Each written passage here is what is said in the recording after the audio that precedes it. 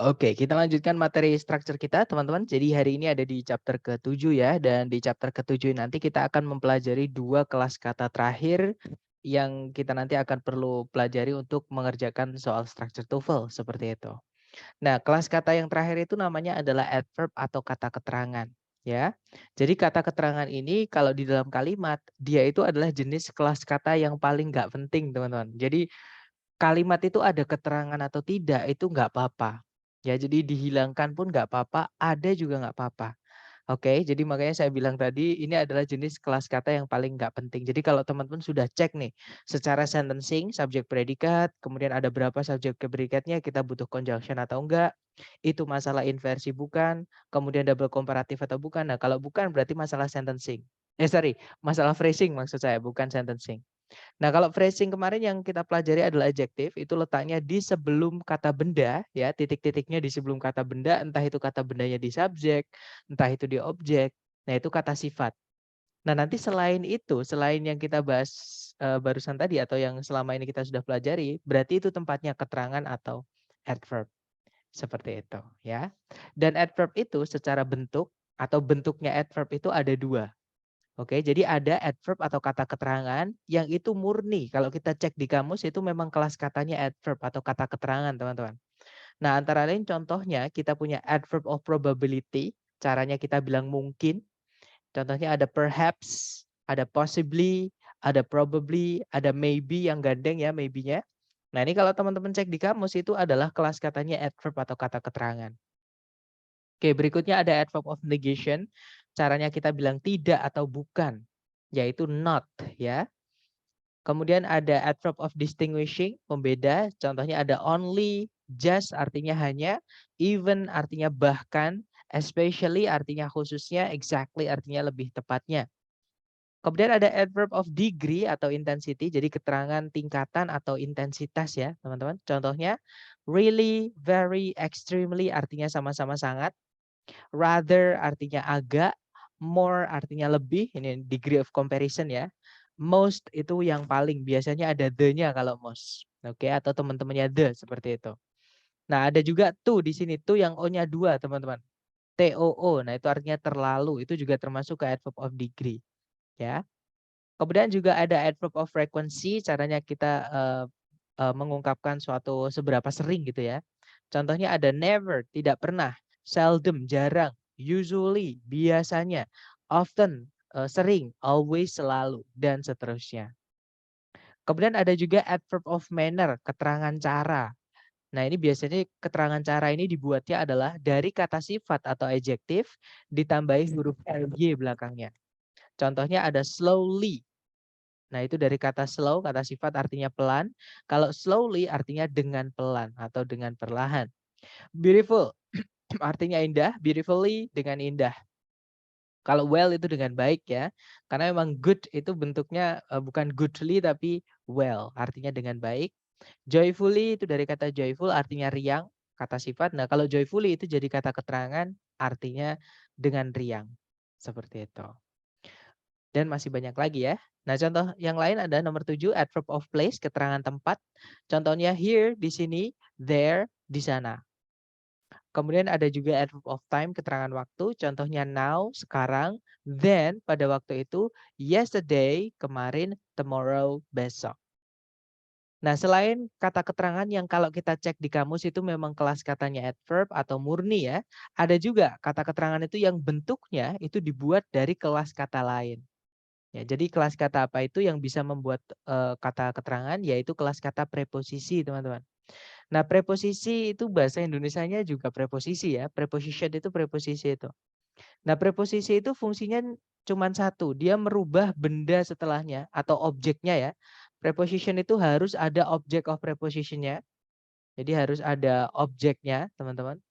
Nah, objek itu dibuat dari kata benda atau kata ganti, bebas. Boleh kata benda atau kata ganti. Oke, jadi preposition selalu butuh noun setelahnya atau pronoun untuk dirubah jadi keterangan.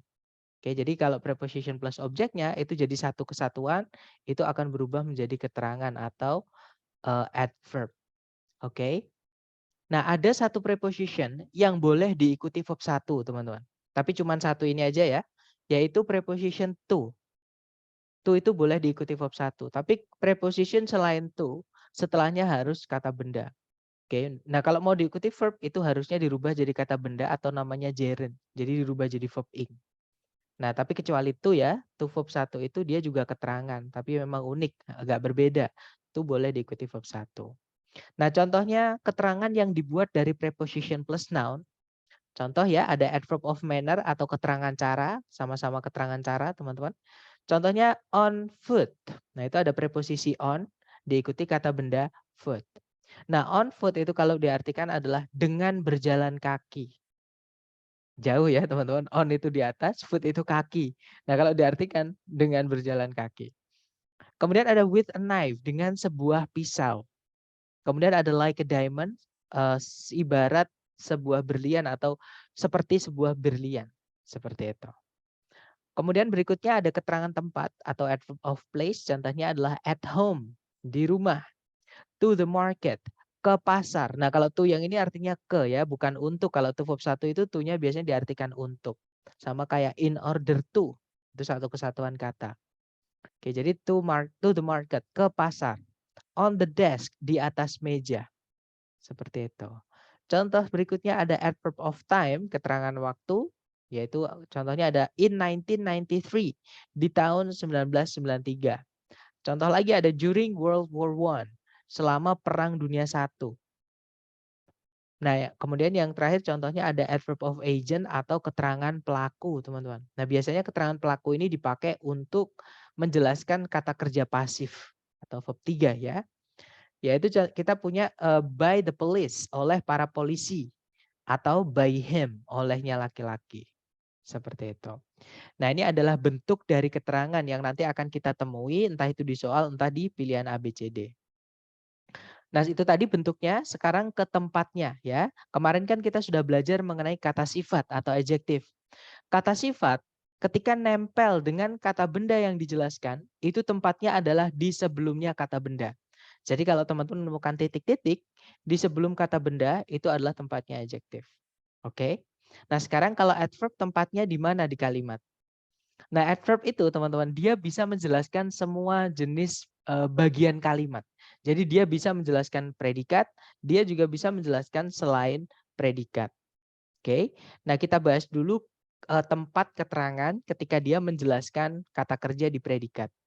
Nah, sebelum kita ke tempatnya, kita harus paham dulu ada 3 bentuk kata kerja yang bisa jadi predikat.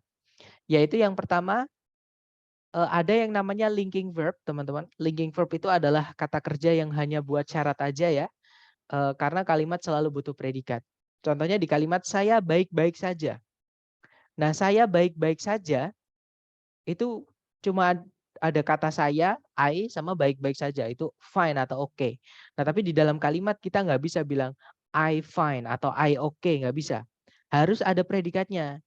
Walaupun nggak punya arti, yaitu to be itu atau linking verb itu. Oke, yaitu is, am, are atau was, were. Jadi kalau I am fine. I am okay. Seperti itu.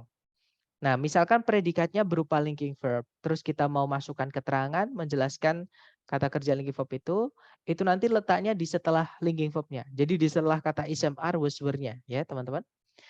Kenapa? Karena subjek sama linking verb ini harus nempel, harus gandeng gitu ya. Dan nanti kalau di speaking itu bisa disingkat. Misalkan I sama am itu am. You sama are, your. He sama is, his.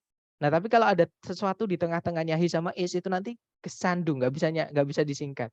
Seperti itu. Nah, itu adalah alasan kenapa to be ini sama subjek sebelumnya itu nggak boleh dipisah sama apapun. Oke. Jadi adverb letaknya di setelah to be, di setelah predikatnya.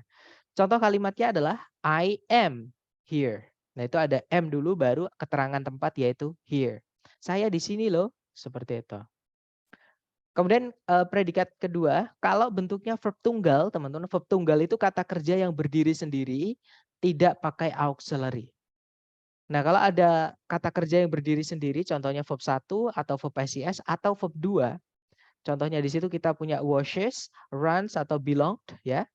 Nah, nanti kalau ada kata kerja tunggal ini kalau mau ditambahkan keterangan itu bebas. Boleh di sebelumnya kata kerja, boleh di setelahnya kata kerja. Karena kata kerja tunggal ini bisa dipisah dari subjeknya.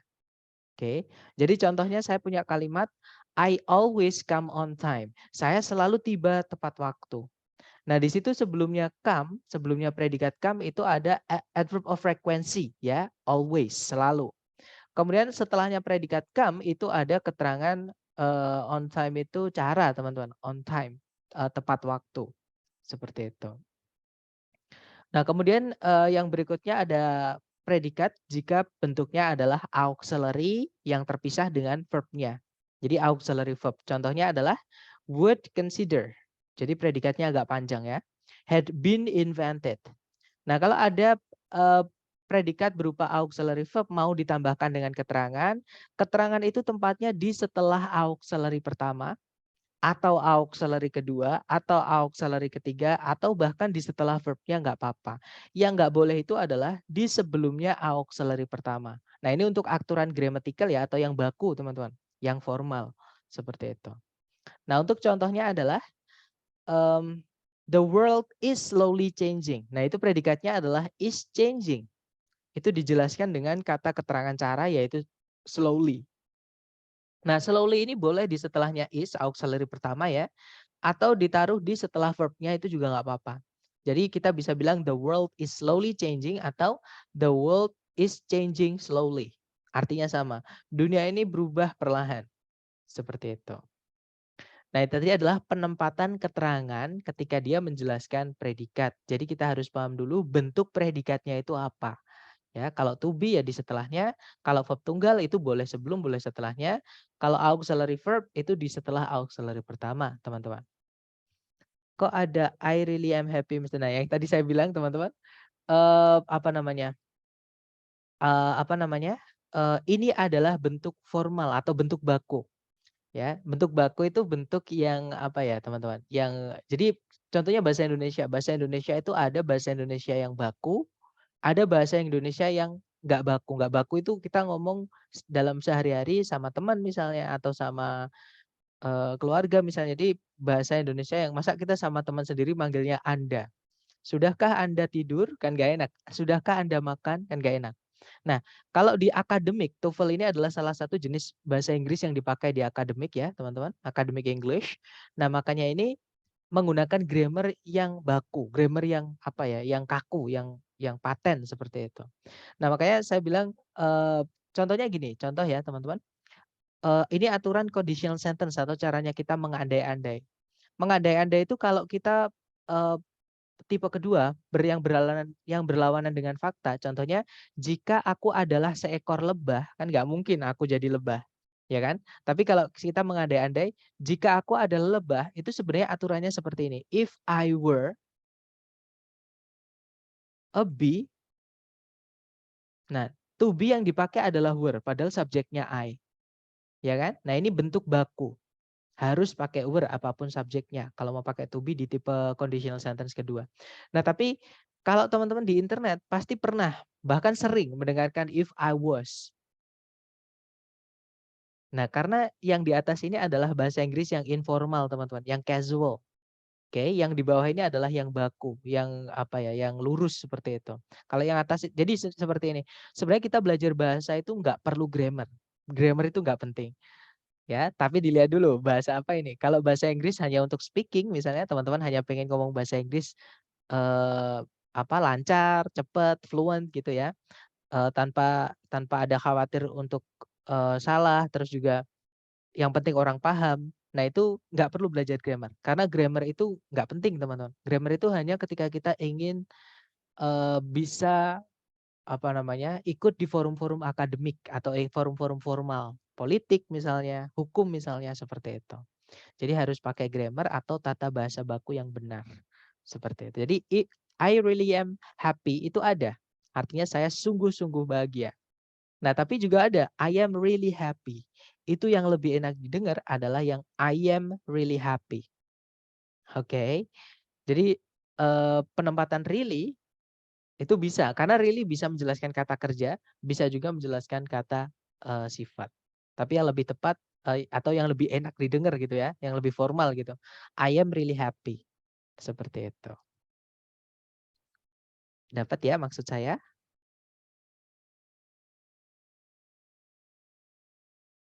Nah, kalau di TOEFL ini yang dipakai yang grammar atau apa namanya bahasa Inggris yang baku teman-teman, yang akademik. Jadi yang lurus aturannya seperti itu. Tapi lebih enak kok karena aturannya sedikit sebenarnya. Apalagi di TOEFL itu grammarnya nggak semua aturan dipakai. Maksudnya nggak ditanyakan seperti itu. Oke, lanjut lagi. Nah, tadi saya menyebutkan ada auxiliary. Apa sih auxiliary itu? Ini kan istilah-istilah. Kalau saya nyebutkan istilah maka harus dijelaskan ya. Nah, di situ auxiliary itu sebenarnya dia juga verb, teman-teman. Auxiliary itu juga kata kerja sebenarnya. Cuman auxiliary itu jenis kata kerja yang dia itu nggak bisa berdiri sendiri di predikat. Harus ada kata kerja lain setelahnya.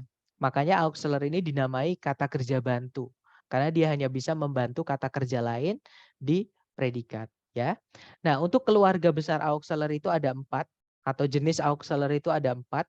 Yang pertama ada jenisnya do, ada 3 anggota yaitu do, does, atau did. Nah, setelah do, does, did, verb setelahnya atau verb yang dibantu itu adalah verb 1. Jadi do, does, did harus diikuti verb 1 setelahnya. Oke. Kemudian keluarga yang kedua itu dari keluarganya to be. Nah, di situ kita punya is, am, are, atau was, were, atau be, been, being. Nah, di antara 4 keluarga auxiliary, hanya to be yang boleh diikuti 2 jenis kata kerja. Oke, jadi to be ini boleh diikuti verb 1. Maaf. To be itu boleh diikuti verb ing. Maaf ya, gara-gara lihat ini teman-teman. Jadi to be itu bisa diikuti verb ing, caranya kita bilang sedang. Contohnya I am studying. Saya sedang belajar. Atau to be juga bisa diikuti verb 3. Itu nanti artinya di, jadi pasif. Jadi kalau kita bilang I am studied, itu kalau diartikan saya dipelajari. Atau saya diteliti gitu. Jadi itu nanti jadi pasif. Kemudian yang berikutnya ada keluarganya have, artinya sudah ya teman-teman. Have keluarganya ada 3 yaitu have, has, had. Yang mana have ini harus diikuti verb 3 setelahnya. Oke. Dan yang terakhir itu auxiliary dari keluarganya modal. Nah, setiap kata ini artinya beda-beda teman-teman.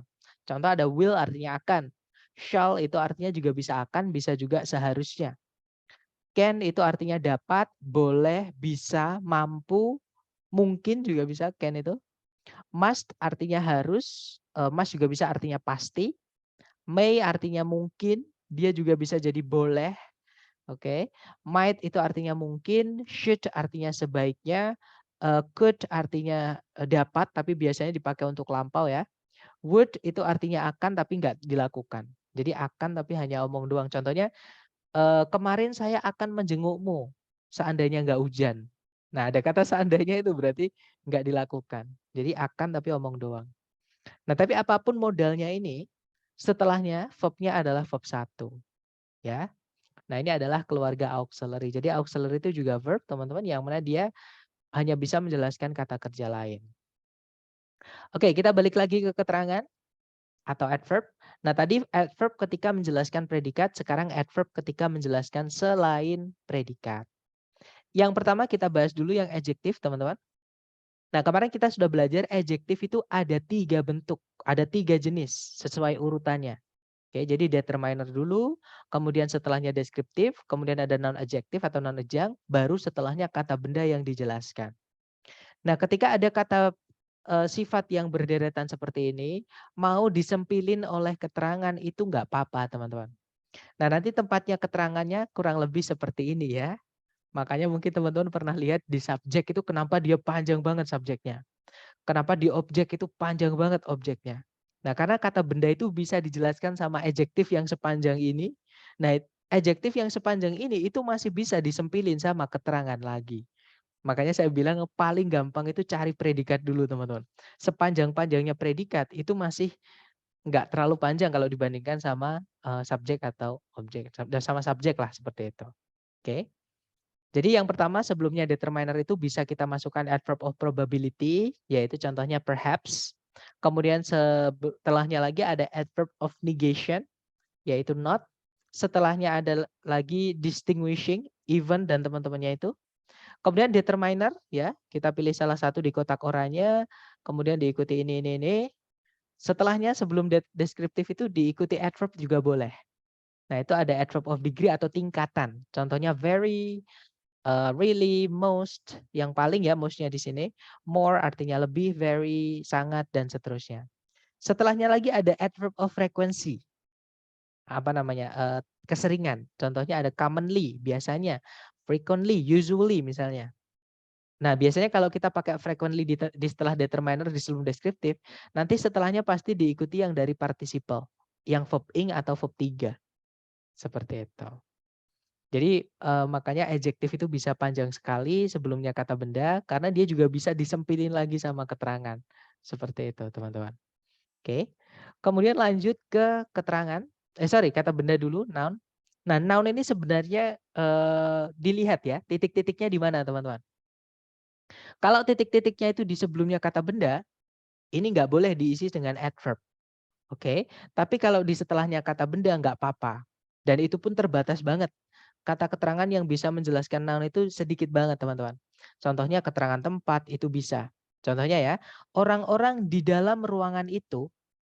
Nah, orang-orang itu dijelaskan dengan di dalam ruangan itu keterangan tempat. Oke. Kemudian noun juga bisa dijelaskan oleh keterangan waktu. Contohnya adalah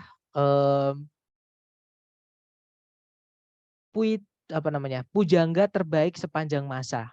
Nah, sepanjang masa itu kan menjelaskan kata pujangganya tadi. Seperti itu. Kemudian ada juga misalnya adverb of purpose, yaitu to verb 1, teman-teman. Contohnya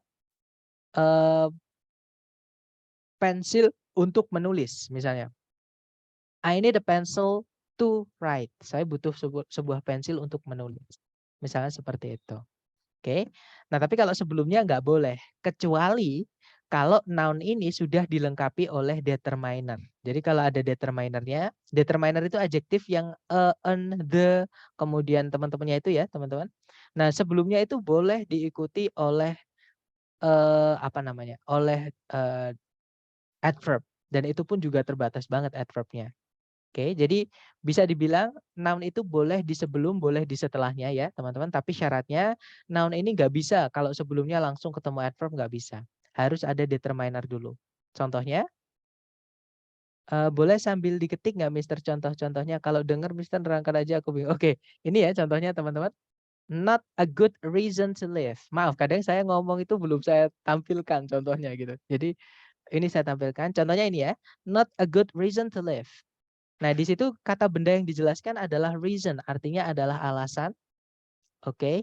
Nah, setelahnya ada to verb 1. Ini adverb of purpose, teman-teman. Oke, adverb of purpose atau maksud atau tujuan seperti itu.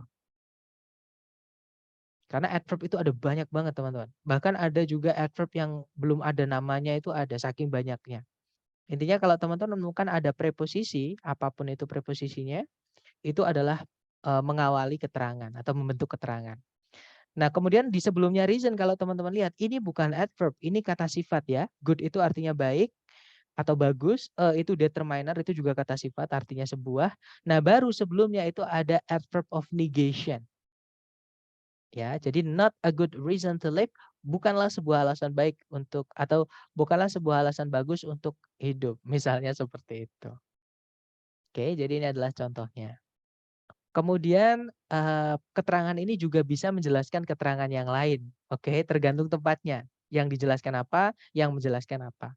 Contohnya adalah kata not here, tidak di sini atau bukan di sini. Nah, here itu keterangan tempat dijelaskan oleh adverb of negation yaitu not. Nah, contohnya lagi misalnya kita bilang dengan sangat perlahan. Nah, sangat perlahan itu adalah keterangan dengan sangat perlahan itu adalah keterangan cara. Dengan perlahan ya maksud saya. Dengan perlahan itu keterangan cara bahasa Inggrisnya adalah slowly, teman-teman. Slowly. Nah, slowly dengan perlahan itu bisa ditambahkan sangat. Yaitu sebelumnya ditambahkan very. Jadinya very slowly. Nah, ini keterangan adverb of degree ya. Menjelaskan keterangan cara. Keterangan juga ini adverb menjelaskan adverb. Seperti itu. Nah, itu adalah alasan kenapa keterangan bisa menjelaskan keterangan yang lain. Tergantung jenisnya ya teman-teman. Nah, itu tadi adalah materi mengenai keterangan atau adverb. Jadi itu tadi kelas kata terakhir yang perlu kita kuasai untuk mengerjakan soal structure TOEFL. Will you marry me? Not so fast. Bisa nggak, Mister? Boleh. Jadi ada pertanyaan, will you marry me? Maukah kamu menikahiku gitu ya, atau menikah denganku? Not so fast. Jangan buru-buru atau tidak dengan terlalu cepat. Nah, fast itu keterangan sama sifatnya sama. Jangan ditambahkan li, teman-teman. Fast itu bisa artinya cepat, kata sifat ya. Fast itu juga bisa artinya dengan cepat. Itu keterangan cara. Beda dengan quick. Cepat yang quick atau rapid ya. Rapid atau quick. Nah, ini kata sifat artinya cepat. Nanti kalau mau dijadikan kata keterangan, kita tambahkan li belakangnya. Jadinya rapidly. Itu dengan cepat. Quick itu ditambahkan li, quickly. Itu bisa. Tapi kalau fast jangan ditambahkan li. Fast itu kata sifatnya juga fast, kata keterangannya juga cukup fast. Seperti itu. Tapi not so fast itu bisa ya. Not-nya itu adalah adverb of negation. So-nya itu adalah adverb of degree, teman-temannya very.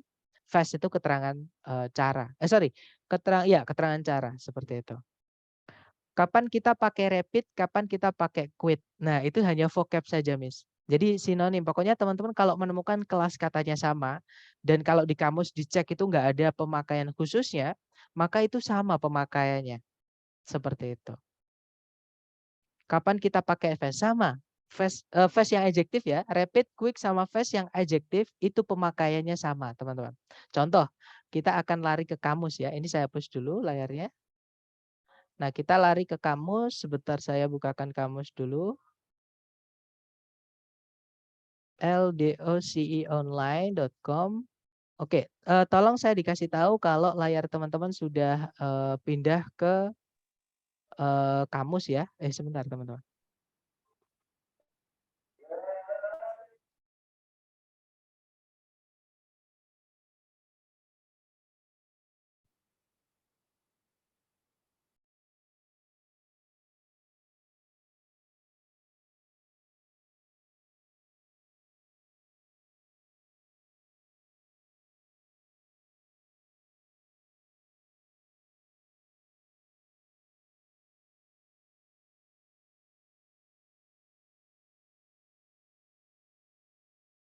Oke, sepertinya ada sedikit masalah dengan koneksi saya, teman-teman. Nggak tahu kenapa nggak bisa membuka kamus. Oke deh, kalau gitu saya akan mengirimkan gambar ya, teman-teman dari kamus, dari HP. Sebentar saya kirimkan gambar. Mister, aku masih bingung penggunaan very dan really. Bisa tolong dijelaskan? Oke, nanti ya. Di sini saya mau jelaskan dulu yang perbedaannya rapid, quick, sama fast. Intinya sama, tapi ini saya kasih lihat buktinya atau penggunaan dari kamus saya carikan dulu.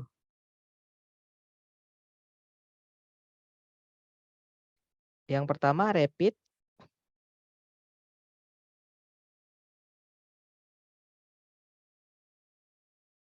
Bentar, saya kirim ke chat teman-teman ya di grup.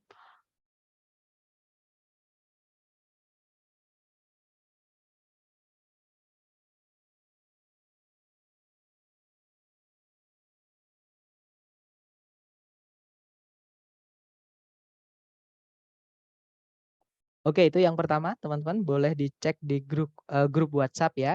Kemudian itu rapid, sebentar saya carikan yang quick.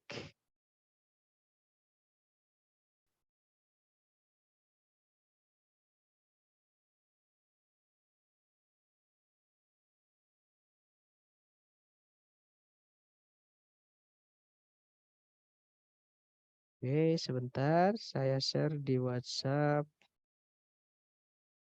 Eh,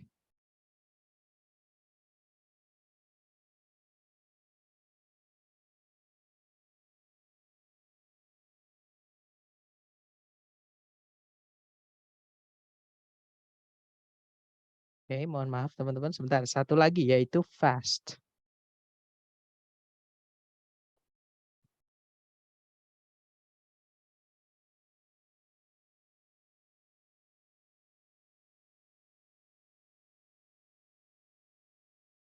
Sorry, salah screenshot.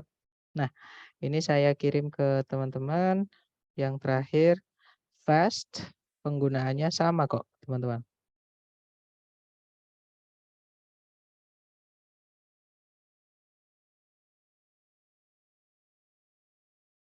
Oke. Nah, dari 3 gambar yang saya kirimkan tadi, teman-teman, itu bisa dilihat, yang pertama rapid, itu kelas katanya adjektif ya, kata sifat yang kemarin kita pelajari. Nah, contoh yang saya lingkarin di situ adalah contoh yang paling gampang.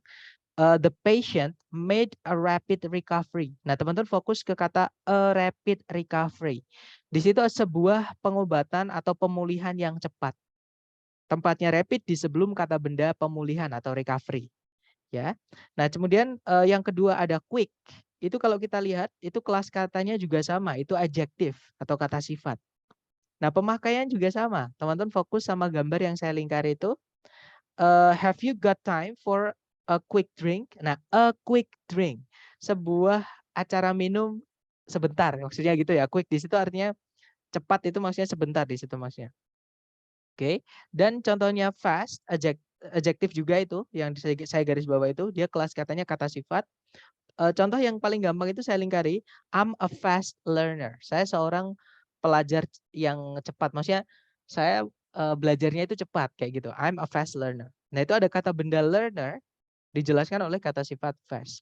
Jadi teman-teman tidak perlu khawatir, tidak perlu bingung dengan penggunaan kata sifat ya, selama mereka sama nggak perlu dibingungkan seperti itu. Pokoknya yang sama kelas katanya. Kelas katanya sama, penggunaannya sama selama tidak ada catatan pengecualian. Karena beberapa kata sifat memang ada pengecualiannya, teman-teman. Seperti itu. Jadi nggak ada bedanya, Mas. Di grup, Mister, di grup WhatsApp ya. Silahkan dibuka di grup WhatsApp. Karena tadi saya buka ini apa namanya? Buka web LDOCE online atau kamus Longman online itu nggak bisa terbuka. Sepertinya ada koneksi, ada sedikit masalah mungkin di proxy wall saya. Proxy bukan atau firewall saya maksud saya seperti itu. Jadi tolong dibuka di grup WhatsApp untuk gambar yang saya maksud tadi. Kemudian sebentar. Apa mungkin perbedaannya dalam noun-nya ya, Mister? Contoh learner itu umumnya pakai fast, jadi fast learner. Quick learner juga ada. Nah, kalau teman-teman penasaran dengan kata quick learner, gini, mungkin bedanya gini, mungkin ya, tapi kalau teman-teman mau mempelajari ini, beberapa kata itu dikategori-kategorikan. Seperti itu. Maksudnya dikategorikan itu ada kata itu yang dia itu biasa, kalau didengar itu contohnya happen. Contohnya kita mau bilang terjadi. Terjadi itu kalau kita mau bilang biasa aja itu adalah happen, teman-teman. Maksudnya biasa aja itu kalau kita ngomong sama teman lah atau sama orang yang yang biasa-biasa yang seumuran sama kita atau yang posisinya sama-sama kita gitu. Tapi kalau misalkan kita ngomong di forum akademik atau forum internasional atau forum politik misalnya. Untuk bilang terjadi itu kita nggak pakai happen. Kita pakainya adalah occur. Karena ini lebih formal, teman-teman. Nah, bedanya mungkin di situ. Jadi kalau fast itu seperti uh, cepat yang biasa gitu ya. Teman-teman akan jarang dengar itu. Teman-teman akan jarang dengar di uh, TOEFL, itu jarang. Quick juga jarang. Yang sering dipakai itu justru rapid, karena rapid itu akademik, teman-teman. Vocab akademik seperti itu. Nah, kalau teman-teman sebenarnya di LDOCI yang kamus Longman online itu ada. Nanti ada bedanya di atas setelahnya kata-kata itu ada lingkaran-lingkaran 3, teman-teman. Misalnya happen gitu ya, ada lingkaran 3 seperti itu yang ditebelin berapa? Kalau cuma 1, berarti itu cuma dipakai di sehari-hari. Kalau 2 itu agak sedikit formal. Kalau 3 itu sangat akademik. Jadi kalau teman-teman pakai itu entah di TOEFL, IBT yang speaking ya, atau IELTS itu nanti akan menambah band atau skor teman-teman. Tapi di TOEFL ITP teman-teman nggak ada speaking sama writing, oke? Jadi aman. Kita nggak disuruh menggunakan. Kita hanya disuruh menganalisa saja. Oke, tapi kalau teman-teman nanti mempelajari TOEFL yang IBT atau yang IELTS ya, nah maka teman-teman nanti akan benar-benar mempertimbangkan vocab yang akan dipakai. Karena vocab nanti juga menentukan band kalau di IELTS ya atau skor di TOEFL di TOEFL IBT maksud saya yang teman-teman ambil. Seperti itu. Jadi sebenarnya pemakaiannya sama, cuma tingkatannya adalah di formal informal saja. Jadi itu sinonim. Mister, untuk kamus yang di HP pakainya apa? Sama, Miss. Itu adalah Longman Dictionary, cuman yang di Play Store saya download. Itu namanya Longman Dictionary yang edisi ke-6. LDOCE 6 gitu. Kalau teman-teman penasaran, cari di Play Store atau kalau teman-teman pakai iPhone ya di App Store ya. LDOCE 6. Itu singkatannya Longman Dictionary of Contemporary English bagian 6 atau edisi ke-6. Jadi itu sudah diedit seperti itu. Kemudian Mister aku masih bingung yang tadi ya very sama really. Nah, sekarang berarti kita sudah bukan masalah di adverb lagi, tapi kita bahas special word yang pertama, teman-teman. Kita bahas bedanya really sama very, teman-teman. Oke. Jadi really sama very itu artinya sama, yaitu sangat atau benar-benar atau sungguh-sungguh gitu. Nah, tapi ada perbedaan penggunaan. Mereka kelas katanya juga sama ya. Kelas katanya adalah adverb atau kata keterangan. Keluarganya juga sama, dia adalah adverb of degree atau keterangan tingkatan. Oke, nah tapi penggunaannya beda. Bedanya di mana? Bedanya terletak di penggunaannya very. Very itu tidak boleh menjelaskan kata kerja, teman-teman. Oke, saya ulangi lagi. Very itu tidak boleh menjelaskan kata kerja. Jadi kalau kita mau bilang, saya sangat mencintaimu, itu nggak boleh kita bilang, I very love you. Itu nggak bisa. Teman-teman nggak akan pernah dengar orang sana bilang, I very love you. Oke. Nah, tapi untuk bilang saya benar-benar mencintaimu, kita bilangnya I really love you. Itu bisa. Oke, jadi kalau really itu boleh menjelaskan kata kerja. Tapi very nggak boleh. Very nggak bisa menjelaskan kata kerja. Nah, contoh lain misalnya ada kalimat aku sangat ingin pergi ke pantai. Nah, sangat di sini menjelaskan kata kerja ingin. Bahasa Inggrisnya want, itu verb atau kata kerja. Maka untuk bilang sangat ingin, kita nggak bisa bilang very want.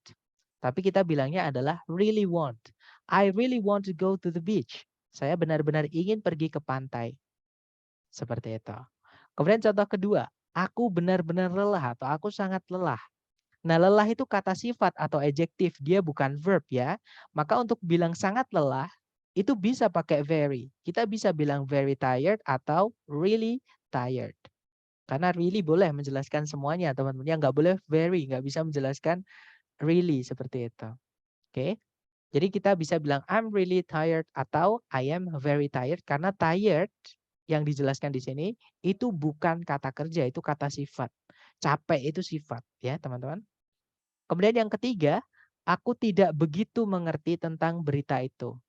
Nah, tidak begitu atau sangatnya di sini menjelaskan kata kerja mengerti. Bahasa Inggrisnya know atau understand. Itu kata kerja atau verb. Maka kita nggak bisa bilang very understand atau very know. Itu nggak bisa, teman-teman.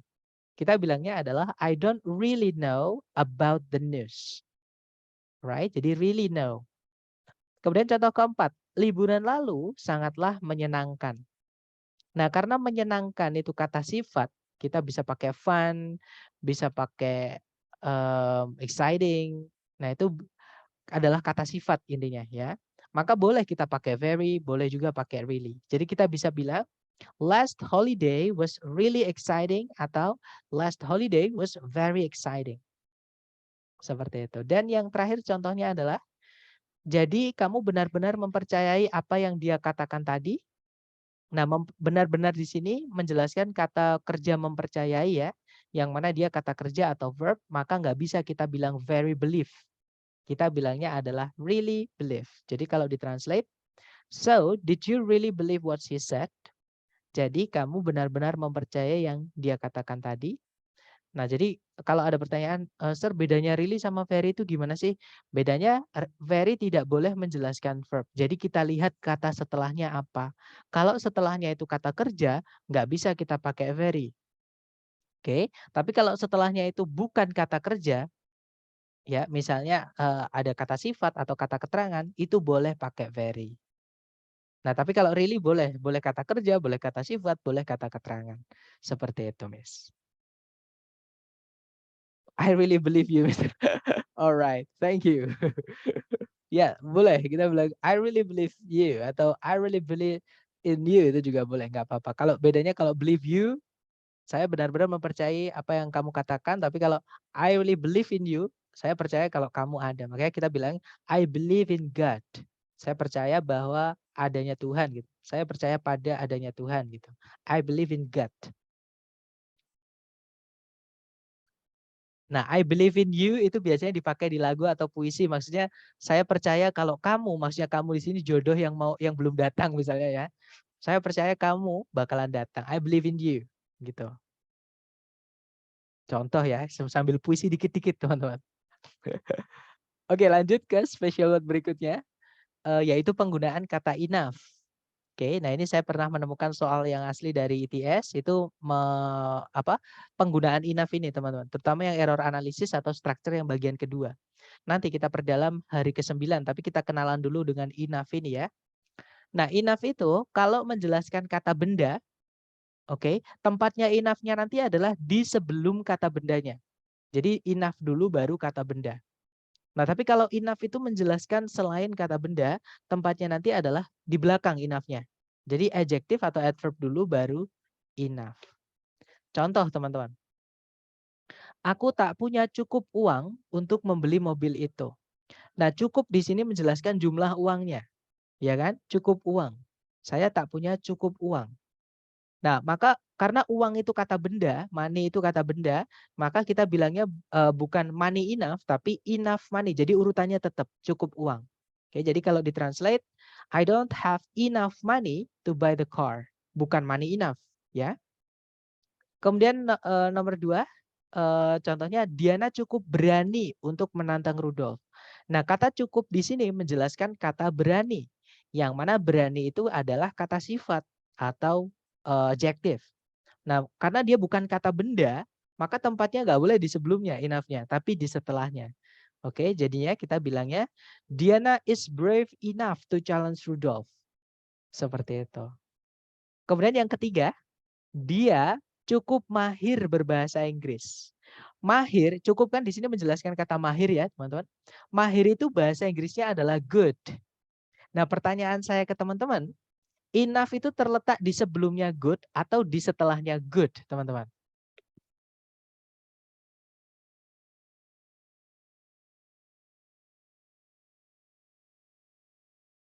Iya, betul, di setelahnya good ya.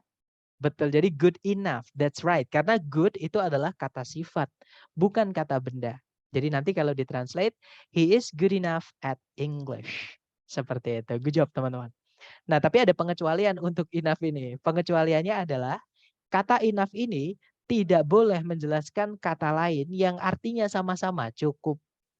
Itu dianggap pemborosan nanti. Jadi sufficient enough itu secara grammar itu dianggap pemborosan, teman. Pemborosan makna. Atau istilahnya pleonasm kalau teman-teman mungkin pernah dengar di internet misalnya. Pleonasm itu ada banyak sekali. Contohnya adalah repeat again. Contohnya adalah let's join us. Itu yang sering saya dengar di kampus Inggris. Seperti itu teman-teman. Jadi let's join atau join us aja. Jangan let's join us. Karena di kata let's itu ada us-nya. Let us. Itu disingkat jadi let's. Jadi let's gitu. Maka nggak perlu ditambah us lagi nanti di belakang. Let's join atau join us saja. Repeat again. Nah, repeat itu sudah ada. Ulangi itu lagi teman. Jangan bilang repeat again. Seperti itu. Itu perkiraan aja ya Kak, enough-nya di depan atau di belakang. Itu perkiraan aja ya Kak, enough-nya di depan atau belakang. Maksudnya perkiraan gimana, Miss? Jadi alasannya itu tadi yang di kotak di atas ini. Dilihat yang dijelaskan itu kata apa. Kalau kata benda, tempatnya di sebelumnya. Kalau bukan kata benda, tempatnya enough di setelahnya yang dijelaskan. Seperti itu, Miss. Jadi dapat ya. Makanya enough money, cukup uang. Karena uang itu kata benda. Bisa kita lihat, kita raba, kita terawang, kita putar, kita jilat, kita celupin. Itu jenis kata benda. Ya. Nah makanya kita bilangnya enough money. Bukan money enough. Oke. Olah baik Kak Ades. Oke dapat ya. Kemudian I can't thank you enough.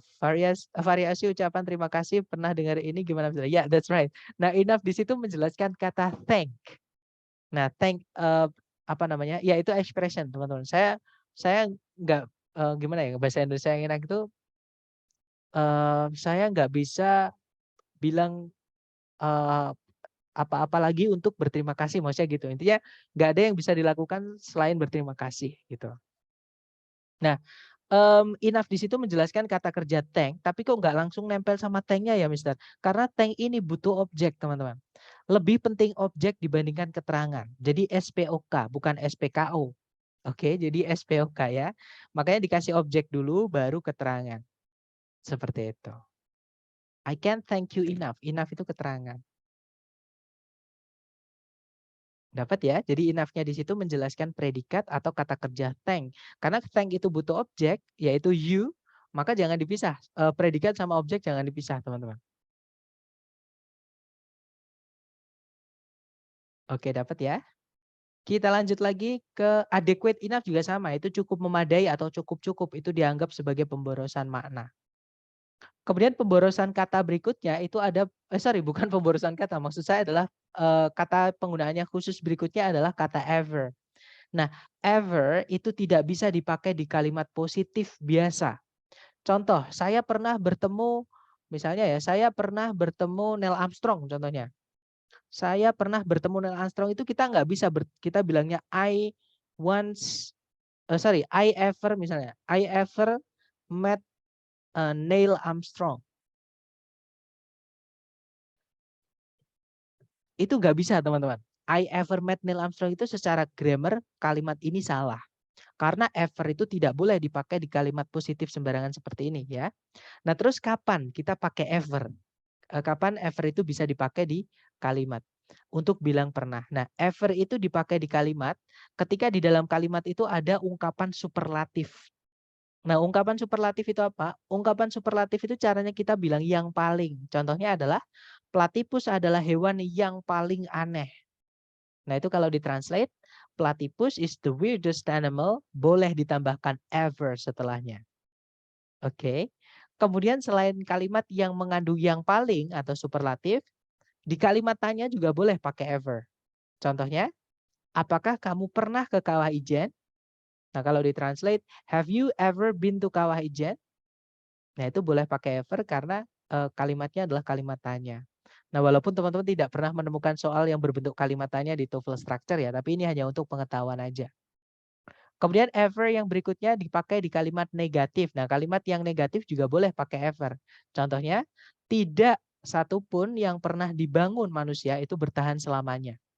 Nah, itu kalau ditranslate, ini dari lagunya 21 Guns itu lagunya uh, Green Day kalau saya nggak salah ya.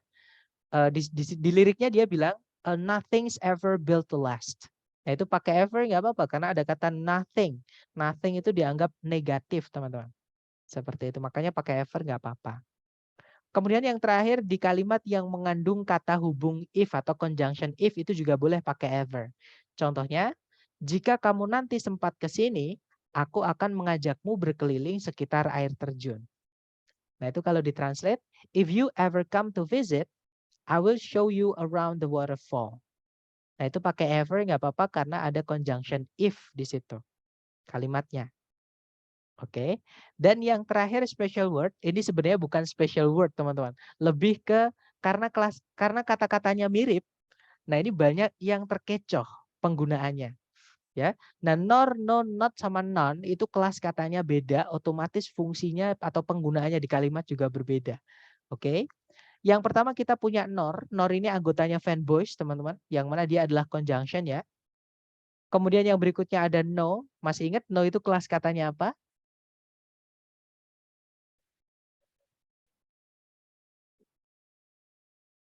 Ada yang masih ingat? No itu artinya sama dengan zero, teman-teman, atau nol. Itu penanda jumlah dari, Adjektif. ya betul, dia adalah adjektif atau kata sifat. Termasuk ke yang determiner, yaitu kata sifat yang menunjukkan jumlah suatu benda yang dijelaskan seperti itu. Kemudian yang berikutnya ada not. Nah, not itu yang hari ini tadi kita pelajari, dia adalah keterangan ya atau adverb, namanya adverb of negation. Dan yang terakhir non. Non itu sama dengan nothing, teman-teman ya. Kelas katanya juga sama nothing atau no one itu juga sama, atau nobody. Nobody. Nah, ini sama, teman-teman. Itu adalah pronoun atau kata ganti. Ya, jadi fungsinya kalau nggak di subjek jadi objek berdiri sendiri, nggak boleh dikasih kata sifat. Seperti itu. Ya, dia adalah pronoun atau kata ganti. Nah, itu tadi adalah materi kita hari ini. Sebelum kita lanjut ke contoh soal, mungkin ada yang ingin ditanyakan dulu dari teman-teman. Silahkan kalau ada pertanyaan.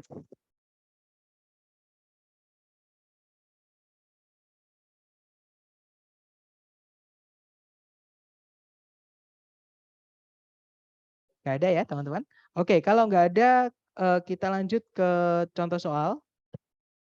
Contoh soal pertama, caranya sama, cari predikat dulu.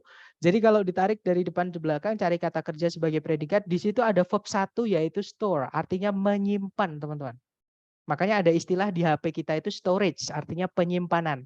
Kata itu berasal dari kata kerja store, artinya menyimpan. Nah, kata bendanya adalah subjeknya ya, maksudnya kata benda di subjeknya adalah brain cells.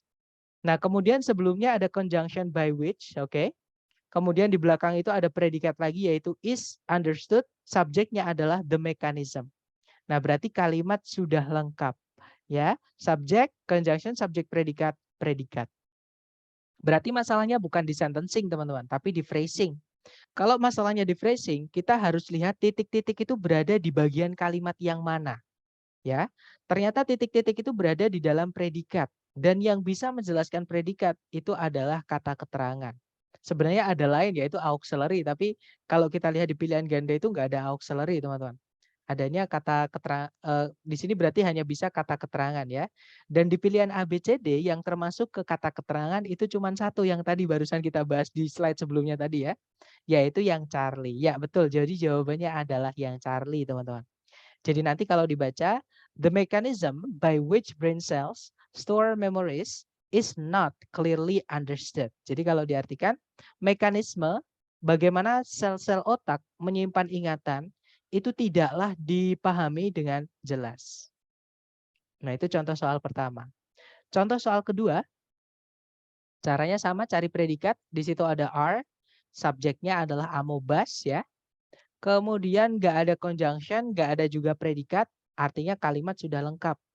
Nah, kalau kita lihat titik-titik itu berada di setelahnya to be. Nah, to be itu lepas, teman-teman. Nah, di setelahnya titik-titik ada kata sifat. Yang bisa menjelaskan kata sifat hanyalah kata keterangan. Dan di pilihan ganda kata keterangan itu cuma satu, ya betul. Jawabannya adalah yang alfa, teman-teman. Ya, to itu adalah anggota dari adverb of degree. Teman-temannya very, teman-temannya really, extremely, rather, more, most, dan seterusnya. Oke, jadi ini nanti kalau dibaca, amobas are too small to be seen without a microscope. Amoeba itu merupakan amoeba itu terlalu kecil untuk dilihat tanpa sebuah mikroskop. Right, good job. Next, contoh terakhir. Caranya sama, di situ ada predikat showed, subjeknya adalah sculptor and Whitney, teman-teman. Kemudian ada conjunction that, subjeknya adalah her parents, predikatnya adalah recognized and encouraged. Nah, kalimat berarti sudah lengkap, subjek predikat, conjunction subjek predikat. Berarti masalahnya bukan di sentencing ya, tapi di phrasing, teman-teman. Nah, kita lihat di situ sebelum koma ada kata benda a child. Ini nggak boleh kita biarkan dia tetap kata benda. Ya, kenapa? Karena nanti subjeknya double. Ada kata benda sebelum predikat itu subjeknya nanti double. Nah, supaya nggak double, yang pertama ini yang ada titik-titiknya ini kita rubah menjadi keterangan. Caranya gimana merubah kata benda menjadi keterangan?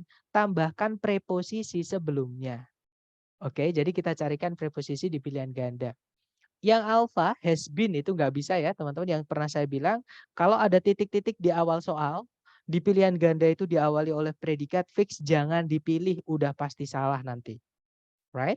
Nah, kalau yang Bravo itu kebalik teman-teman. Harusnya CSP ya, conjunction subject predikat, tapi ini subject predikat conjunction. Nggak lengkap nanti setelahnya conjunction itu harus ada subject predikat. Ini nggak bisa. Kalau yang Charlie ada subjek predikat lagi tapi nggak ada conjunction lagi, nggak bisa ya. Kalau ada 3 subjek 3 predikat nanti kita butuh 2 conjunction. Oke, ya sudah berarti jawabannya yang delta. Nah, as di sini adalah preposisi artinya sebagai. Jadi nanti kalau dibaca, as a child, sculpture and Whitney showed an eager intellect and artistic talent that her parents recognized and encouraged. Nah, kalau diartikan, sebagai seorang anak, pematung Anne Whitney menunjukkan sebuah kecerdasan yang tinggi gitu ya, dan bakat seni yang orang tuanya kenali dan dukung. Seperti itu. Jadi jawabannya adalah yang delta. Oke, sebelum ke latihan soal untuk teman-teman mungkin ada yang ingin ditanyakan dulu, silakan.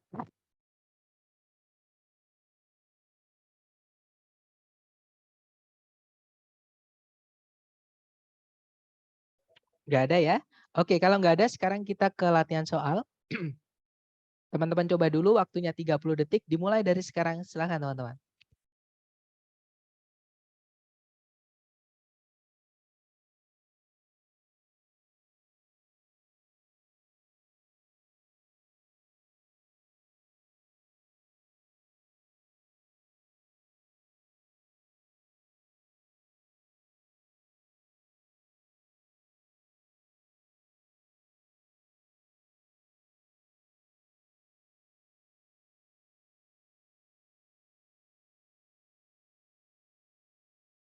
Oke, thumbs up. Silakan yang sudah nemu jawaban boleh dikirim di chat dulu teman-teman. Jangan takut salah ya, kita belajar. Baik, ada jawaban Delta, ada juga Charlie. Alright, antara Delta atau Charlie kita cek bersama. Seperti biasa cari predikat dulu di soal. Kalau ditarik dari depan ke belakang, di situ ada are attempting, subjeknya designers. Kemudian sudah tidak ada predikat lagi ya, nggak ada conjunction juga, artinya kalimat sudah lengkap. Nah, kalau kita lihat di sebelum koma itu ada kata benda yaitu modern offices. Ini nggak boleh kita biarkan tetap menjadi kata benda. Kenapa? Karena nanti subjeknya double, pemborosan. Nggak bisa teman-teman. Nah, untuk merubah kata benda menjadi kelas kata lain yaitu keterangan, kita masukkan preposisi di sini. Nah, kalau kita lihat di pilihan ganda, preposisi itu cuma satu pilihan teman-teman, yaitu yang Charlie. Ya, kalau yang delta, once itu adalah, jadi once itu kelas katanya ada dua teman-teman. Dia bisa jadi conjunction, kita nggak bisa memasukkan conjunction ya, karena nanti kita butuh satu predikat lagi. Sedangkan di soal nggak ada predikat lagi. Nah, once itu juga bisa jadi keterangan. Nah, keterangan itu nggak bisa merubah kata benda menjadi keterangan. Yang bisa merubah kata benda menjadi keterangan itu adalah preposisi. Jadi jawabannya adalah yang Charlie. With itu adalah salah satu anggota preposisi, teman-teman. Nah, nanti kalau dibaca, with modern offices becoming more mechanized, designers are attempting to personalize them with warmer, less severe interiors. Kalau diartikan, bersamaan dengan kantor-kantor modern yang semakin menjadi bermesin gitu ya. Maksudnya dalamnya itu ada mesin-mesin kayak TV, AC, kulkas dan sebagainya. Nah, para desainer ruangan atau interior itu berusaha untuk menyesuaikan ruangan-ruangan kantor tadi dengan interior-interior yang tidak terlalu banyak ukiran gitu ya. Maksudnya yang lebih polos gitu maksudnya. Kemudian yang lebih santai. Seperti itu. Oke, lanjut ke nomor 5. Dicoba lagi, jangan takut salah, kita belajar. 30 detik dimulai dari sekarang. Silakan.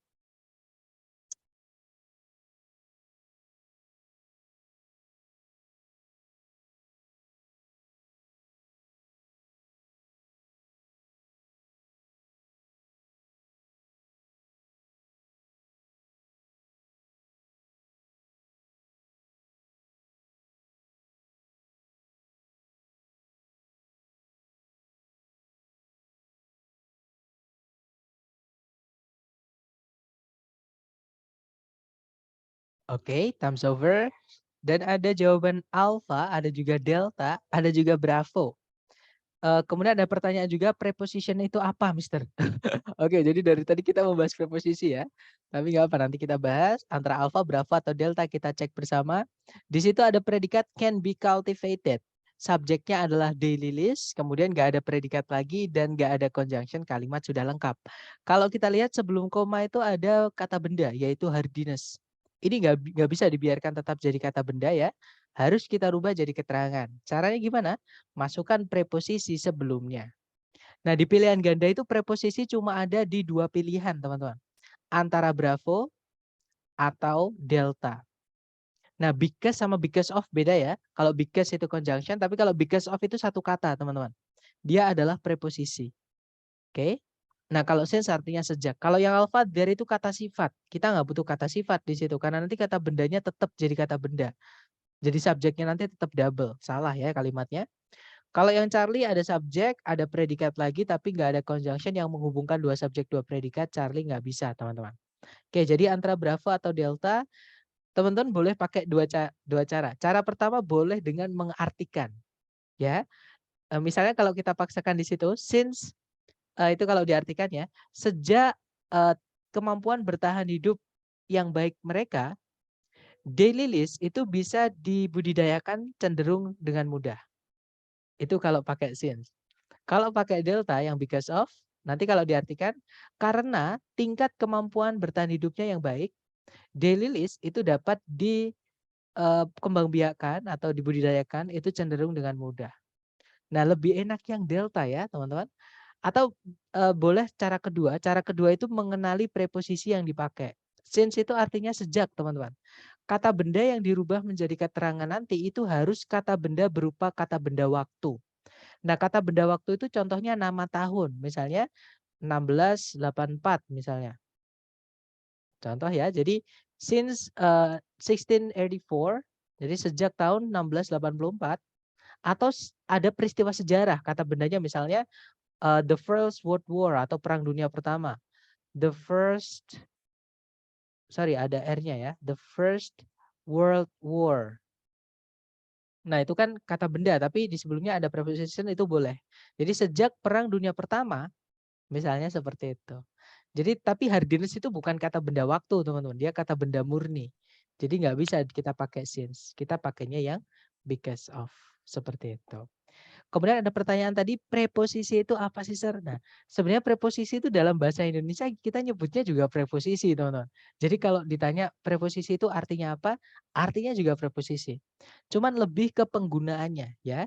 Jadi preposisi itu jenis-jenis kata, contohnya yang in, contohnya on, contohnya at, contohnya with, contohnya for, ada sekitar 100 sekian lah, ada 100 sekian lebih kata-kata yang termasuk ke dalam kelas kata preposisi. Nah, preposisi itu fungsinya di kalimat, kalau teman-teman menemukan kata-kata yang ini ya, preposisi-preposisi ini, itu fungsinya dia nggak bisa berdiri sendiri entah jadi S atau P atau O atau K. Dia nggak bisa menempati satu posisi kalimat sendiri, nggak bisa. Nggak bisa jadi subjek, nggak bisa jadi predikat, nggak bisa jadi objek, nggak bisa juga jadi keterangan. Nah, terus preposisi di kalimat jadi apa? Fungsinya adalah merubah kata benda setelahnya. Jadi preposisi itu harus ada objeknya, teman-teman. Boleh kata benda, boleh kata ganti, ya. Nah, merubah kata ganti sama kata benda ini nanti menjadi keterangan. Contohnya saya punya kata benda tas. Nah, tas itu kata benda ya. Karena dia bisa dilihat, diraba, diterawang, diputar, dijilat, dicelupin. Itu kata benda, teman-teman. Tapi misalnya kalimatnya kalau saya gunakan seperti ini tas itu. Saya menaruh buku di dalam tas. Nah, nanti di dalam tas itu jadi kesatuan, itu menjadi keterangan tempat. Yang awalnya tas itu kata benda, karena sudah tertabrak oleh preposisi in, yaitu di dalam tadi, itu menjadi satu kesatuan, jadi satu. Itu jadi keterangan tempat. Seperti itu. Jadi kalau ditanya preposition itu apa? Preposition itu, nah kalau di kampus Inggris biasanya orang-orang nyebutnya kata depan, teman-teman. Seperti itu. Jadi ada kata depan, tapi ya gitulah. Pokoknya itu hanya sebutan. Makanya nggak enak juga disebut kata depan. Maksudnya kenapa? Apakah dia selalu di depan? Enggak, dia bisa di tengah-tengah gitu. Jadi saya nyebutnya juga preposisi seperti itu, teman-teman. Cuman kalau ditanyain pengertiannya apa, yaitu beberapa kata atau jenis-jenis kata yang dia itu merubah benda setelahnya menjadi keterangan. Contohnya rumah itu benda, tapi kalau saya bilangnya di dalam rumah itu menjadi keterangan tempat. Oke. Contohnya tadi adalah hardiness itu benda, tingkat kemampuan bertahan yang baik itu suatu benda yang menunjukkan suatu kemampuan, ya. Nah, kalau ditambahkan dengan because of, itu preposisi artinya karena kemampuan bertahan hidupnya yang baik itu menjadi adverb of cause and effect atau causality, menunjukkan sebab akibat. Seperti itu. Kalau di kampung Arab namanya huruf jer, Mister. Ya, yeah, that's right. Jadi setiap bahasa pasti punya, teman-teman. Pasti punya yang namanya preposisi ini untuk menunjukkan. Nah, mungkin teman-teman boleh bilang itu kata tunjuk juga boleh. Karena dia menunjukkan sesuatu, menunjukkan keterangan. Seperti itu. Itu hanya nama ya. Yang pasti teman-teman bisa eh, mengkategorikan itu, penggunaannya itu bagaimana, ya bisa. Misalnya teman-teman namai in, on, at, with, dan teman-temannya itu yang kategorinya penggunaannya seperti ini dinamai Anton. It's alright. Yang penting teman-teman tahu Anton itu digunakannya gimana. Seperti itu ya. Itu hanya nama aja. Tapi yang pasti teman-teman wajib tahu atau harus tahu penggunaannya supaya tahu nanti kalau teman-teman menemukan in itu preposisi, oh berarti penggunaannya gini. With itu preposisi, oh berarti penggunaannya juga gini, kayak gitu. Jadi kelas kata itu cuman ada 7 ya yang kita akan pelajari, yaitu yang pertama noun, yang kedua verb. Setelah noun dulu teman-teman juga sudah belajar yang namanya pronoun ya. Kata ganti. Noun itu kata benda, verb kata kerja, kemudian ada conjunction di hari kedua. Itu artinya kata hubung. Kemudian ada adjektif yang kemarin kita pelajari artinya kata sifat. Nah, yang hari ini kita pelajari itu adverb, keterangan. Nah, tapi keterangan itu tidak melulu dibuat dari kelas kata keterangan. Ada keterangan itu yang dibuat dari kelas kata lain, yaitu preposisi. Nah, jadi kalau ditanya preposisi itu apa? Preposisi itu adalah kelas kata yang menyusun adverb nanti jadinya. Cuman preposition itu nggak bisa berdiri sendiri supaya jadi adverb, harus ada objeknya. Seperti itu.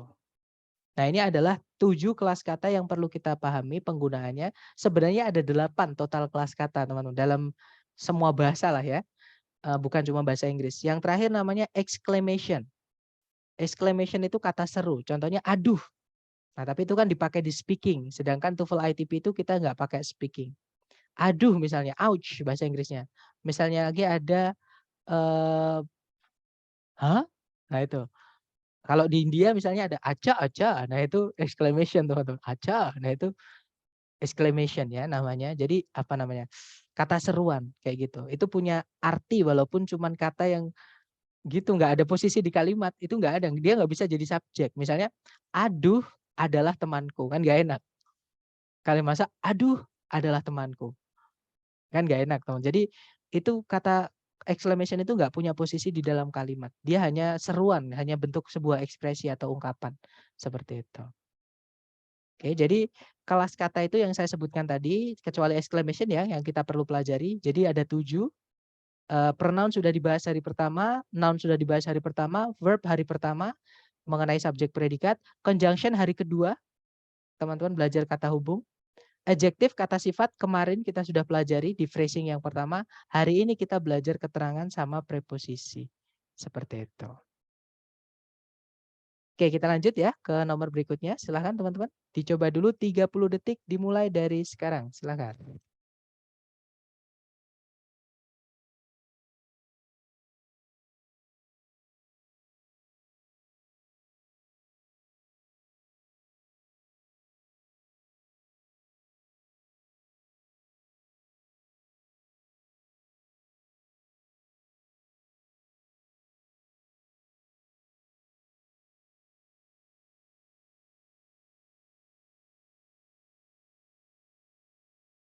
Oke, 30 detik sudah habis dan ada 2 jawaban delta. Oke, nah ini artinya keempatnya sama, teman-teman. A, B, C, D ini artinya sama semua, ya. Dissimilar, different, not likely, unlike itu artinya tidak sama. Semuanya artinya tidak sama atau berbeda. Atau kalau not likely ya tidak mungkin gitu atau tidak ada kemungkinan gitu. Nah, walaupun artinya mirip-mirip, tapi kelas katanya beda, otomatis penggunaannya juga beda. Ya. Nah, tapi caranya sama. Kalau teman-teman mengerjakan soal struktur seperti ini, cari dulu sentencing. Predikat subjek dipastikan sudah lengkap di soal, ya. Di situ kalau kita tarik dari depan ke belakang cari kata kerja sebagai predikat, itu ada kata develop, itu verb 2. Subjeknya adalah the technology. Nah, berarti sudah ada subjek predikat, nggak ada conjunction, nggak ada predikat lagi juga ya, berarti kalimat sudah lengkap. No sir, that itu bukan conjunction ya sir? Hati-hati teman-teman. Kalau misalnya that ini kita anggap conjunction, maka nanti kalimatnya nggak lengkap. Karena satu conjunction di dalam kalimat, nanti kita akan membutuhkan 2 subjek predikat. Sedangkan di soal cuma ada 1 subjek predikat, di pilihan ganda nggak ada subjek predikat lagi. Nggak bisa, that itu bukan conjunction di sini teman-teman. That ini adalah kata ganti atau pronoun, artinya itu. Oke, sama kayak adjektif. Bedanya kalau that yang adjektif yang artinya itu harus ada benda setelahnya. Sebelum nabrak preposition. Contohnya that book, buku itu. Ya, tapi kalau that setelahnya nggak ada benda, contohnya that is Tono. itu adalah tono. Nah, itunya tadi jadi subjek, itu kata ganti itu. Nah, sama that di sini kata ganti ya. Kata ganti ini nggak boleh kita biarkan tetap menjadi kata ganti. Kenapa? Karena di soal sudah ada subjek, nanti subjeknya double. Maka ini harus kita rubah menjadi keterangan. Caranya gimana? Carikan preposisi di sini, teman-teman.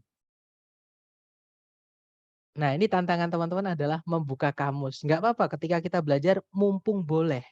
Ya, silahkan buka kamus kalau teman-teman ragu kelas katanya. Seperti itu. Karena memang sebelum sebelum teman tes, itu dipastikan manfaatkan waktunya untuk belajar total. Ya, buka kamus nggak apa-apa, buka kamus. Mencatat nggak apa-apa, mencatat. Buka catatan nggak apa-apa, buka catatan. Seperti itu. Oke. Mumpung masih bisa, karena ketika teman-teman tes nanti, real test itu nggak boleh. Teman-teman buka HP aja, sebentar aja itu kalau ketahuan, itu di-disqualified. Udah dikeluarkan dari tes gitu. Jadi dikirain, apa namanya, komunikasi dengan peserta lain gitu. Nah, kita analisa satu-satu, yang alfa sama yang bravo itu kelas katanya sama, teman-teman. Dissimilar, different itu kelas katanya adjektif, kata sifat. Kata ganti nggak bisa dijelaskan oleh kata sifat. Itu pembeda kata ganti sama kata benda. Ya. Kalau yang Charlie, not likely itu kata keterangan. Nah, kalau kata keterangan itu tidak merubah kelas kata apapun, teman-teman. Karena dia udah jadi keterangan. Gitu. Jadi that-nya itu tetap nanti jadi kata ganti. Tetap jadi subjek. Double nanti subjeknya. Charlie nggak bisa ya. Nah, jawabannya adalah yang delta. Unlike itu adalah preposisi. Artinya tidak seperti. Ya, yang saya sampaikan tadi, kalau teman-teman ragu dengan kelas katanya, silahkan buka kamus, nggak apa-apa. Mumpung masih boleh. Mumpung teman-teman masih tahap belajar seperti itu. Ketika udah tes nanti yang udah nggak bisa buka kamus lagi gitu. Dan kalau dapat vocab baru, saran saya ditulis ya. Karena saya sendiri juga kalau dapat vocab baru entah dari film, dari game, dari lagu, itu selalu saya tulis teman-teman. Karena seru gitu ngumpulin vocab-vocab baru gitu. Nah, ini nanti kalau dibaca, unlike that of iron construction, the technology for constructing buildings with reinforced concrete developed rather rapidly. Kalau diartikan tidak seperti itu, maksudnya itu di sini adalah teknologi yang dipakai dalam pembangunan besi, maksudnya pembangunan menggunakan besi, teknologi untuk mendirikan bangunan dengan beton pendukung itu berkembang agak lebih cepat. Seperti itu.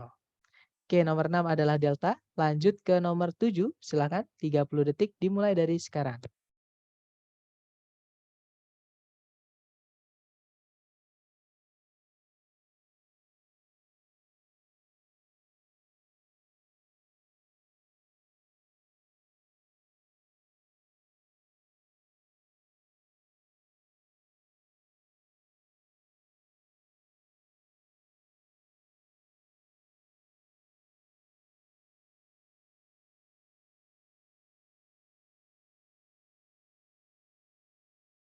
Oke, thumbs up. Silahkan jawabannya teman-teman dikirim di chat.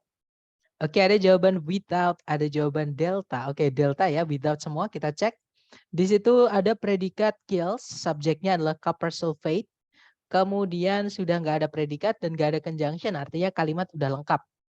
Nah, kalau kita perhatikan, di setelah kata kerja kills, itu ada dua objek, teman-teman. Yang pertama algae, setelah titik-titik itu ada kata benda berupa gerund, yaitu verb ing.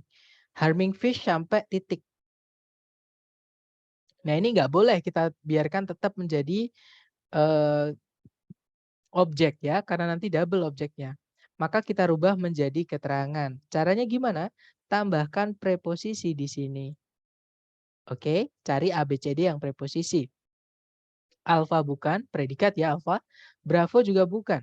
Nah, jawabannya adalah yang Charlie atau delta. Kalau ada seperti ini, teman-teman mau nggak mau harus mengartikan. Ada dua kemungkinan yang bisa. Nah, yang kita masukkan yang Charlie dulu, copper sulfate yang tersebar dalam jumlah yang cukup itu membunuh alga kecuali membahayakan ikan atau invertebrata air. Nggak enak ya teman-teman. Kalau yang delta, copper sulfate yang disebarkan dalam jumlah yang cukup membunuh alga tanpa membahayakan ikan atau invertebrata air. Seperti itu. Nah, lebih enak yang delta ya sudah jawabannya yang delta. Seperti itu. Oke, lanjut ke nomor 8. Silakan teman-teman.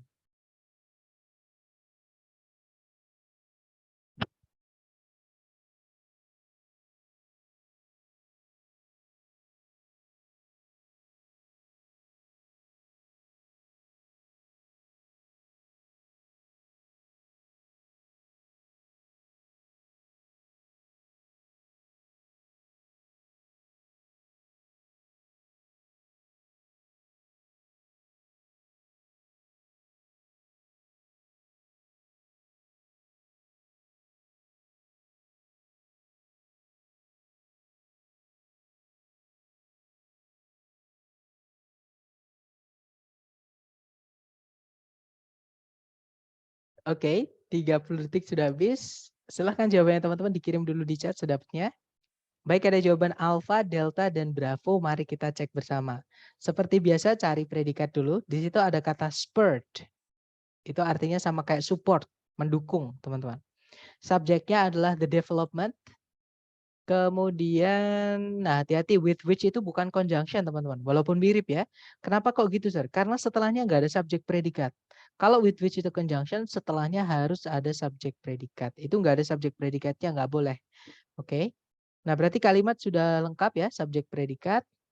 Nah di sebelum titik-titik itu ada preposition for, di setelahnya ada preposition with. Nah berarti di titik-titik ini harus dilengkapi preposisinya. Preposisi nggak boleh berdiri sendiri di satu posisi kalimat tanpa objeknya. Kita carikan kata benda sebagai objek dari preposition for. Nah, sayangnya di pilihan ganda itu panjang, teman-teman.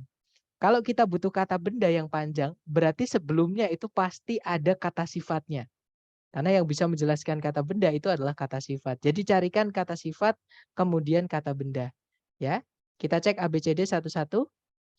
Yang alpha, di situ ada more accurate itu kata sifat teman-teman. Nah, nabrak preposition dan itu belum ada kata benda, nggak bisa.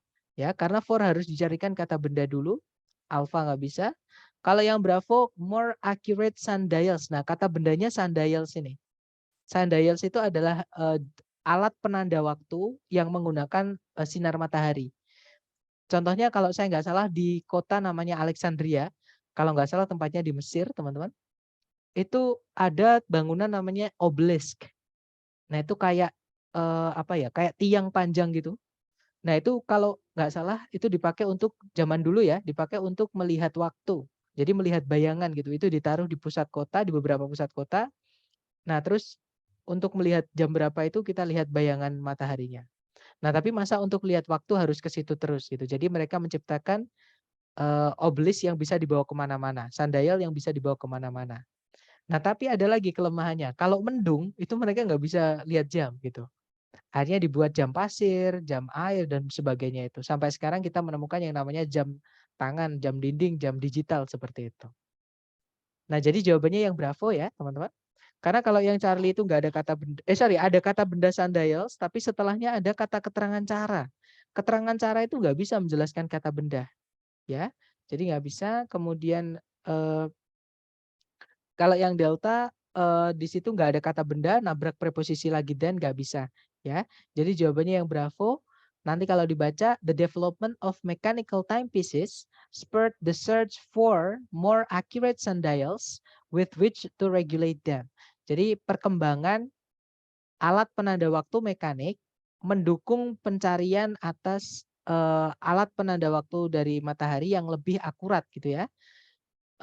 Yang dengan itu dipakai untuk meregulasi itu menemukan cara gitu ya untuk membuat ini tadi mechanical timepieces tadi, seperti itu. Oke, lanjut lagi ke nomor berikutnya, nomor 9. Silahkan dicoba dulu, 30 detik dimulai dari sekarang, silahkan teman-teman.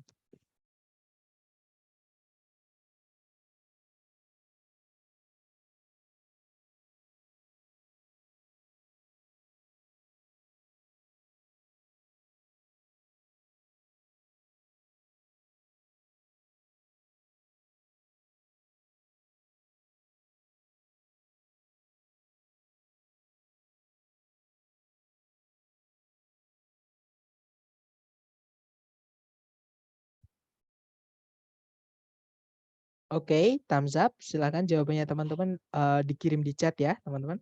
Kemudian nanti kita bahas bersama. Nah, untuk soal ini atau kita bahas bersama ya. Sebentar, jawabannya teman-teman adalah Bravo atau Charlie. Mari kita cek. Di situ cari predikat dulu, ada was, subjeknya adalah Manchester, kemudian sudah tidak ada penanda subjek predikat lagi, artinya kalimat sudah lengkap ya. Nah, ini saya akan mengirimkan gambar di grup teman-teman. Untuk penggunaan ini memang harus melihat kamus ya. Karena ada namanya beberapa kata itu fixed expressions atau ungkapan yang sudah fix, udah nggak bisa diganti-ganti lagi. Nah, walaupun ini saya belum pernah menemukan soal seperti ini di soal yang asli dari ITS. Tapi nggak apa-apa, kalau teman-teman ikut prediksi nanti biasanya sering keluar. Nah, one time itu kata benda setelahnya titik-titik ya. Nah, kalau kita mau carikan preposisi itu ada gandengannya, preposisi yang udah fix, teman-teman. Nah, ini saya kirim di grup.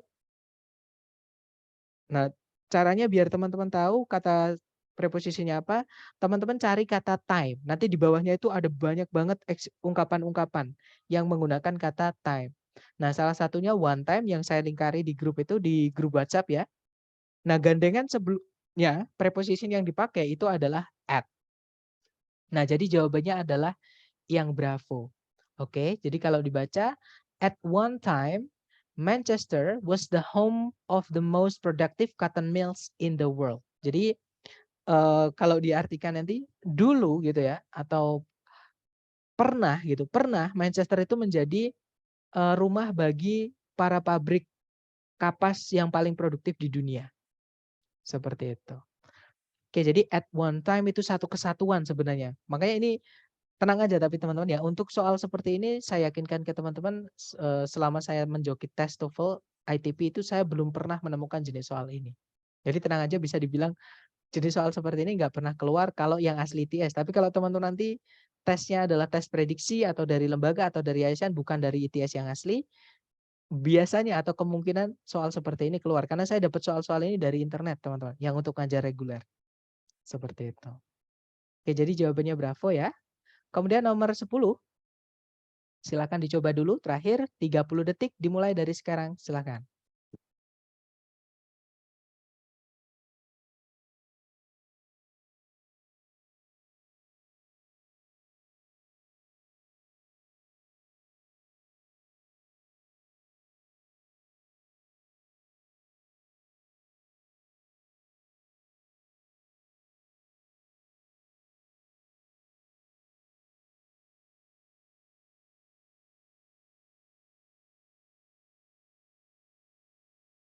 Oke, thumbs up. Silahkan jawabannya teman-teman dikirim di chat ya. Sedapatnya dulu, salah nggak apa-apa, kita belajar.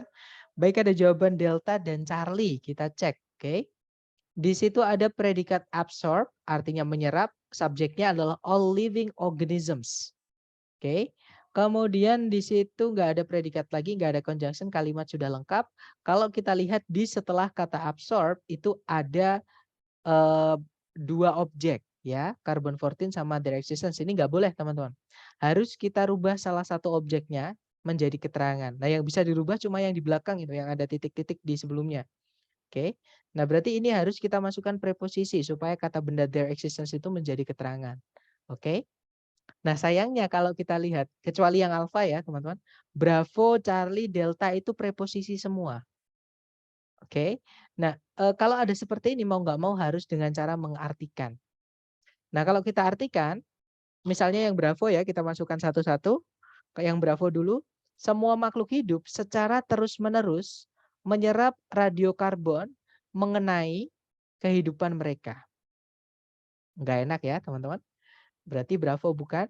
Kalau yang Charlie, semua makhluk hidup secara terus-menerus menyerap radiokarbon di sekeliling hidup mereka atau di sekitar hidup mereka. Masih nyambung, tapi kita tahan dulu. Kalau yang Delta, semua makhluk hidup secara terus-menerus menyerap radiokarbon di sepanjang hidup mereka. Nah, kata kunci teman-teman nanti adalah kata constantly, artinya secara terus-menerus. Ini ngomongin kejadian yang berkesinambungan. Jadi lebih ke waktunya, teman-teman, bukan di tempatnya, ya. Nah, berarti yang paling enak yang mana? Secara terus-menerus menyerap radiokarbon atau karbon 14 di sekeliling hidup mereka, atau menyerap radiokarbon secara terus-menerus sepanjang hidup mereka. Yang enak yang sepanjang ya, teman-teman, yang throughout. Jadi jawabannya adalah yang delta. Seperti itu. Oke. Nah, jadi all living organisms constantly absorb carbon 14 throughout their existence. Nah, itu tadi adalah materi mengenai keterangan sama preposisi. Jadi bisa disimpulkan seperti ini, teman-teman. Keterangan itu tempatnya bisa di mana-mana, tergantung jenis keterangannya yang dipakai atau yang ditanyakan ya. Intinya teman-teman cek dulu subjek predikat sudah lengkap belum? Kalau sudah lengkap, ada berapa subjek predikat dipastikan. Kalau ada lebih dari satu berarti kita butuh conjunction. Cek conjunction ada enggak. Seperti itu. Nah, tapi misalkan teman-teman menemukan penanda inversi, ya kalimatnya harus diinversi. Kemudian kalau teman-teman menemukan penanda double komparatif, maka kalimatnya harus the more, ya. Dan kalau sudah dicek secara sentencing, teman-teman nggak menemukan masalah, berarti masalahnya di phrasing. Teman-teman lihat titik-titik itu berada di mana. Kalau titik-titik berada di sebelum kata benda, entah kata benda itu sebagai subjek atau objek, ya, berarti itu tempatnya adjektif. Nah, selain tempatnya seperti ini, berarti itu tempatnya adverb. Bisa dibilang seperti itu. Oke, teman-teman. Jadi tempatnya adverb selain sebelum kata benda. Jadi kalau misalnya dan preposition, sorry, saya ketinggalan preposition. Kalau misalnya teman-teman menemukan ada dua kata benda, entah di subjek, entah di objek, itu kan nggak boleh, teman-teman. Nanti jadi pemborosan. Maka kata benda yang sebelumnya ada titik-titiknya itu, misalnya kayak gini ya, ini membutuhkan yang namanya preposisi. Biasanya ini ada komanya. Oke. Tapi kalau misalkan noun titik-titik noun, berarti yang butuh preposition yang ini, yang N yang kedua. Berarti di sini kita carikan preposition. Intinya nggak boleh ada dua kata benda lepas, entah subjek, entah objek, karena nanti jadi pemborosan subjek atau objek. Seperti itu. Ada double nanti, subjek atau objeknya. Nah, mungkin ada pertanyaan dari teman-teman sebelum kita tutup, silakan.